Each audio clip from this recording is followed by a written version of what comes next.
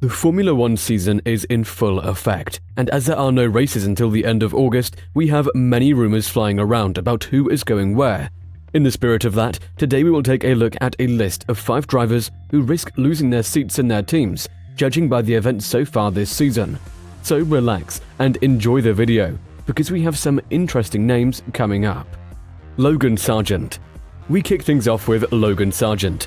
To some, the situation with Sergeant, a rookie F1 driver who hasn't yet scored a point and has been regularly outdone by his teammate, might seem straightforward, but it's important to examine why he might still keep his seat. Logan Sergeant's undeniable talent was showcased in his extraordinary F2 rookie season, where he finished 4th with 2 wins, earning him a spot with Williams in 2023 as part of the Williams Driver Academy. And although Sergeant's most notable F1 performance was an 11th place debut in Bahrain, he seems to be growing more at ease with his car as the season advances, and both he and his teammate Alex Albon are showing improvements. Furthermore, one must recognize the financial allure Sergeant brings to both F1 and the Williams team specifically, especially since the team has faced financial difficulties in the past. As the first American driver since the sport's rise in the US, he offers substantial marketing opportunities. That said, Formula One is a relentless sport, and Sergeant must deliver on track to match his off-track appeal. He needs to seize opportunities to score points, especially given Albon's proven potential with the car at various circuits.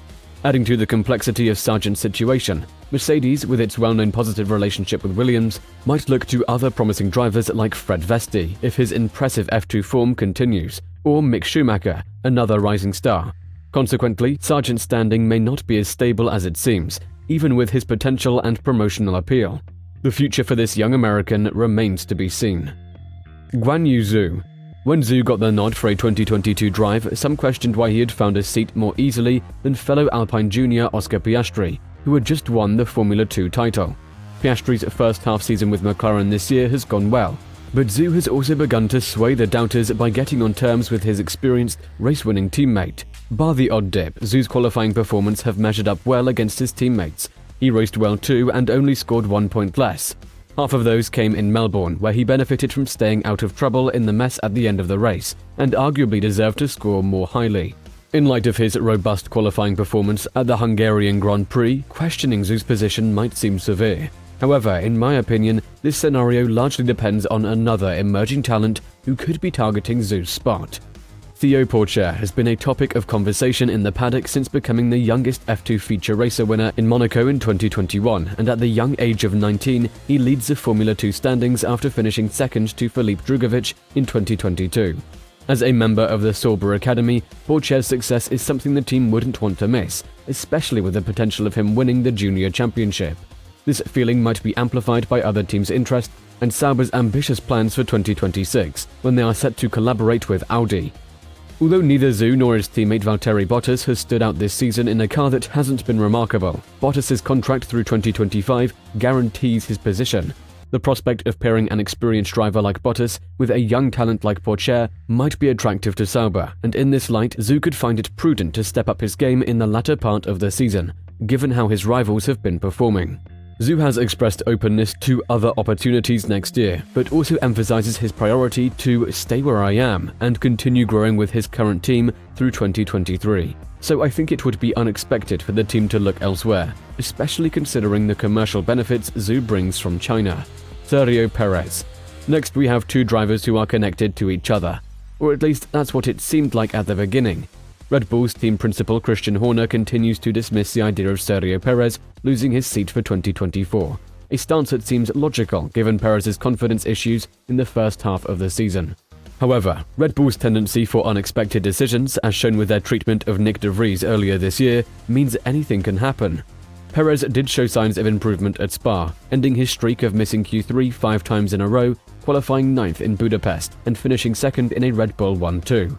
However, things aren't entirely positive. After 2 early victories and declaring himself a championship contender, Perez now lags by 125 points behind his dominant teammate Max Verstappen, with reports suggesting that his bonuses may be altered if he falls more than 125 points behind his teammate. It raises questions about the future of Checo's tenure with Red Bull.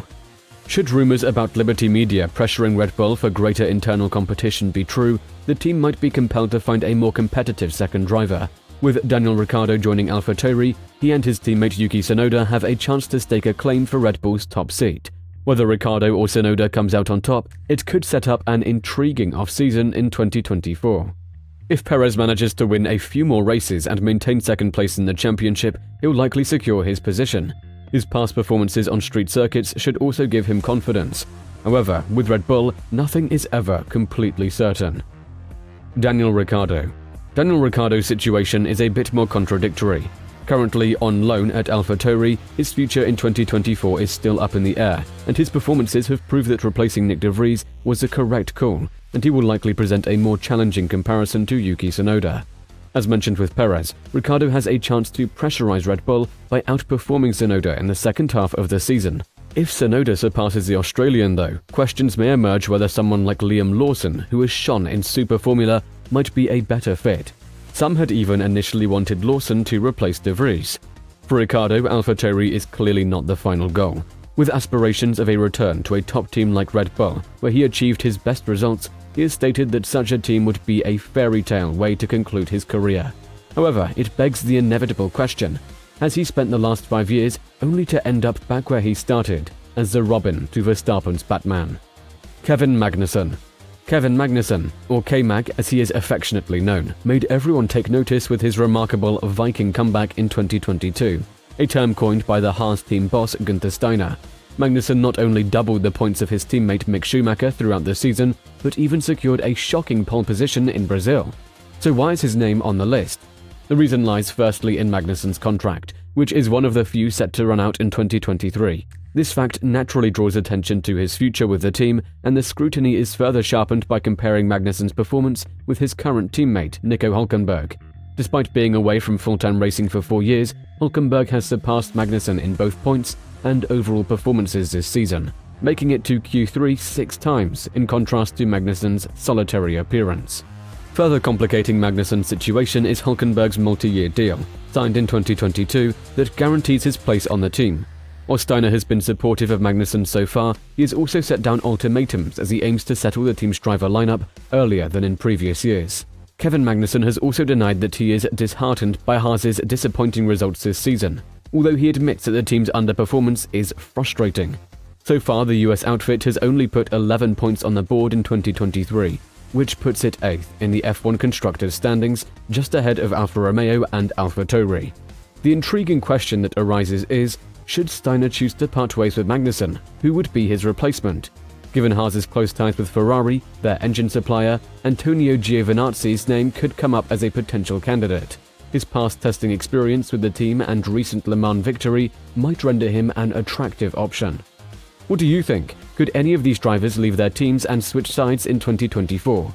It surely will be an interesting one to follow for each one of them. Let us know your thoughts and opinions in the comments below, and we'll see you next time.